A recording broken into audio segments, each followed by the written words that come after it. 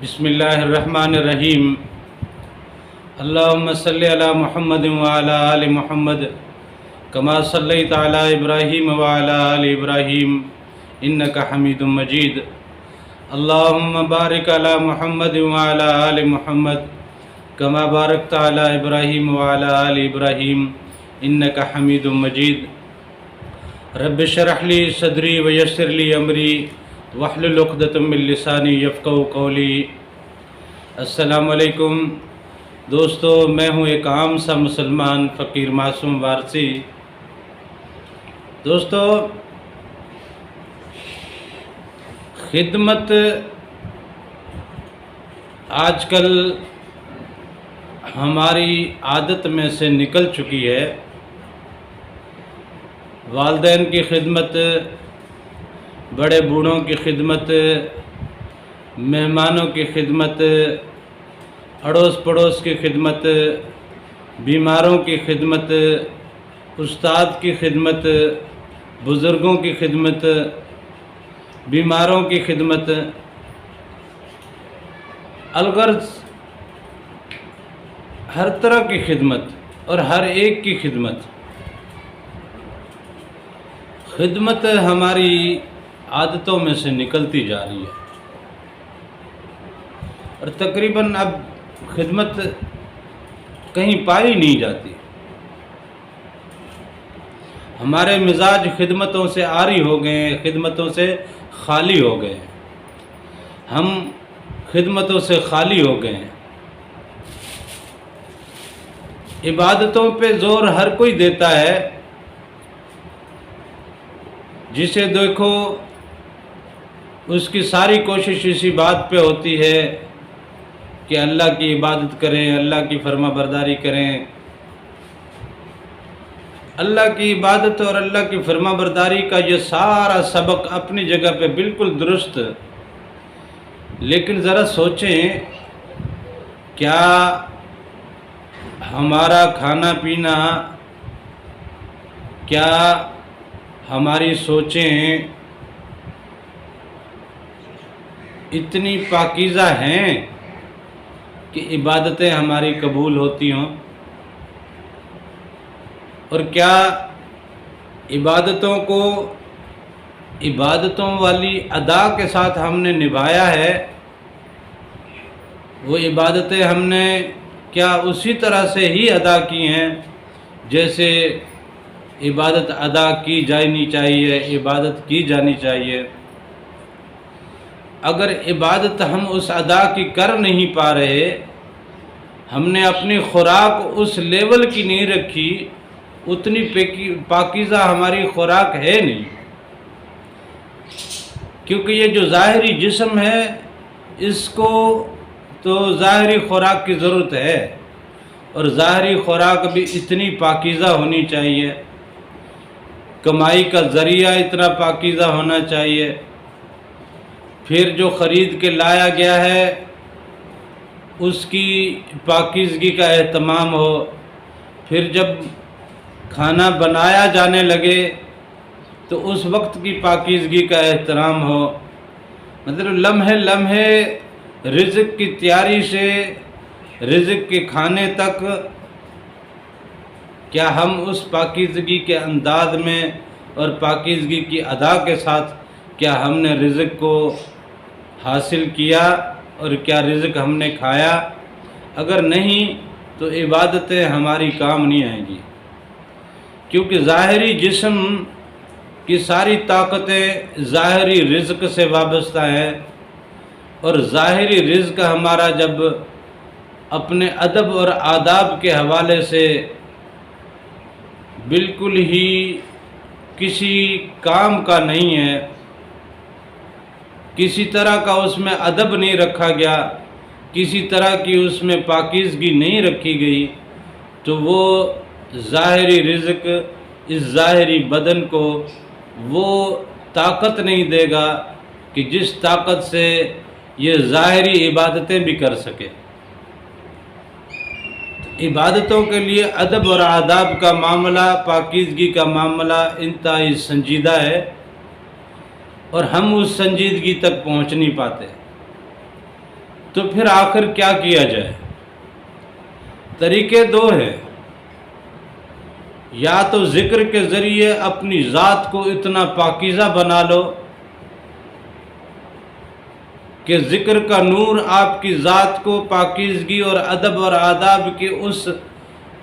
نہج تک لے کے جائے، اس لیول تک لے کے جائے کہ جہاں رزق کا کمانا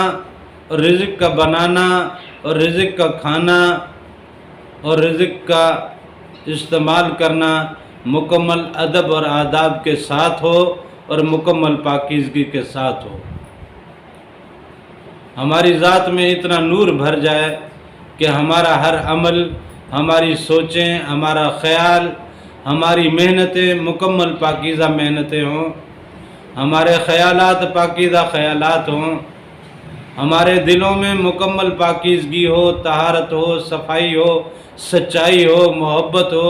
کدورت ختم ہو، نفرتیں ختم ہوں۔ یا تو نور اتنا بھر لیں، اگر ذکر کے ذریعے نور نہیں بھر رہے تو خدمت کا جو سب سے آسان اور سب سے خوبصورت طریقہ تھا وہ ہم نے ویسے ہی کھو دیا۔ جہاں عبادتیں کام نہیں کرتی نا وہاں ندامتیں کام کرتی ہیں، جہاں عبادتیں کام نہیں کرتی وہاں خدمتیں کام کرتی ہیں۔ ولایت دو طریقے سے ملتی ہے، یا تو آپ عبادت میں اس نہج تک چلے جائیں کہ آپ کی ہر ادا اللہ کے ساتھ ہو، اللہ کے روبرو ہو، لیکن عبادتوں سے ولایتیں کمانا بڑا ہی مشکل ہے، بڑا ہی مشکل ترین عمل ہے، عبادتوں سے ولایتیں کمانا بڑا ہی مشکل ہے۔ لہذا خدمت سب سے آسان اور سب سے منفرد طریقہ ہے۔ آپ اپنے گھر کے باہر ایک کولر پانی کا رکھ دیں، بھلے اسے لاک کر دیں اس طریقے سے کہ کوئی نکال نہ سکے، آتے جاتے لوگ پانی پی لیا کریں۔ آپ پرندوں کے لیے پانی رکھ دیں، پرندوں کے لیے کھانے کا اہتمام کریں۔ آپ اڑوس پڑوس میں کہیں بھی کوئی غریب غربا دیکھیں، کسی ایک گھر کی بھی اگر آپ ضرورت پوری کرتے ہیں، کسی ایک گھر کو صرف ایک وقت کا اگر کھانا بھی آپ پہنچاتے ہیں،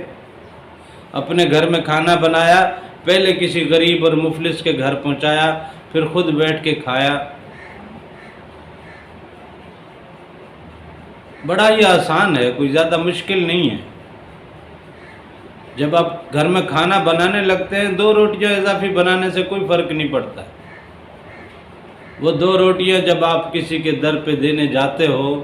کسی کو جب آپ کھلاتے ہو، ایک کولر پانی کا بھر دینا کوئی مسئلہ نہیں ہے، لیکن وہاں سے جب کوئی پانی پیتا ہے اس میں آپ نے اگر برف بھی ڈال دی ہے، ٹھنڈا پانی گرمی اور لو میں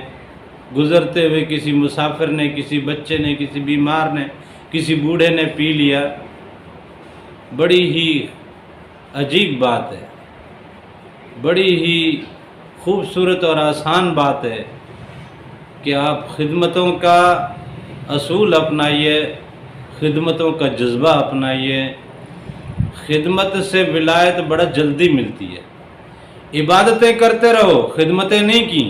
ماں باپ کی خدمت نہیں کر رہے، عبادتیں کیے جا رہے ہو، نہ عبادتیں کام کی، نہ کوئی حاصل وصول، استاد کا کوئی ادب نہیں ہے، استاد کی کوئی خدمت نہیں ہے، فقیروں کی کوئی خدمت نہیں ہے، بزرگوں کی کوئی خدمت نہیں ہے، اللہ والوں کی کوئی خدمت نہیں ہے۔ آپ سجدے پہ سجدے کیے جا رہے ہو، آپ ان کو پوچھتے تک نہیں ہو، بیمار ہے کوئی اس کو پوچھتے تک نہیں ہے، کوئی بے حال ہے اس کا کبھی حال نہیں پوچھا، کوئی مجبور ہے اس کی مجبوری کو اگر حل نہیں کر سکے تو کم از کم اس کو مجبوری پوچھ تو سکتے ہو نا، اس کو ڈھارس تو دے سکتے ہو، دلاسا تو دے سکتے ہو۔ کسی غریب یتیم کے سر پہ دست شفقت تو پھیر سکتے ہو نا، اس میں تو کوئی پیسہ خرچ نہیں آتا۔ لہذا خدمتوں کا اپنے اندر مزاج اپنائیے، خدمتوں کی عادت ڈالیے، اور خدمت ایک ایسا کام ہے کہ اللہ تعالیٰ قیامت کے روز پوچھے گا کہ میں بیمار تھا تو نے پوچھا کیوں نہیں، میں بھوکا تھا تو نے کھانا تک نہیں کھلایا، میں پیاسا تھا تو نے پانی نہیں پلایا، میں سردی سے ٹھٹھرتا تھا تو نے مجھے کبھی کوئی گرم لحاف یا کوئی چادر یا کوئی کمبل تک نہیں دیا۔ یہ معاملات، یہ باتیں احادیث میں موجود ہیں، اور بندہ تب کہے گا کہ مالک تو بے نیاز ہے، تب رب کہے گا وہ جو پڑوس میں تھا، وہ جو فلاں معاملہ تھا، وہ جو فلاں معاملہ تھا۔ لہذا خدمتوں کا مزاج اپنائیے، محبتوں کو اپنے دل میں جگہ دیجیے، اسی سے ہی زندگی بہتر ہو سکتی ہے، اسی سے یہ رب کا قرب ملے گا، اور رب کی رضا کا یہی طریقہ ہے۔ عبادتوں سے آپ رب کا قرب لینے کی کوشش ضرور کرتے ہیں، لیکن عبادتیں اس لیول کی تو ہوں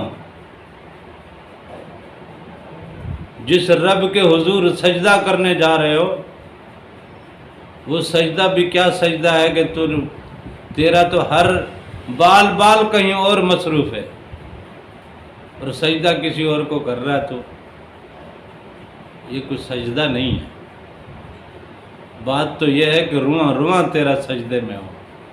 تیرا ہر خیال سجدے میں ہو، تیری روح تک سجدے میں ہو،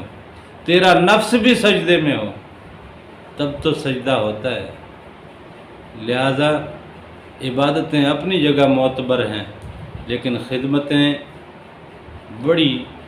شان رکھتی ہیں، بڑا مرتبہ رکھتی ہیں، بندے کو کہاں سے کہاں لے کے جاتی ہیں، بندے کو اس بات کا وہم و گمان تک نہیں۔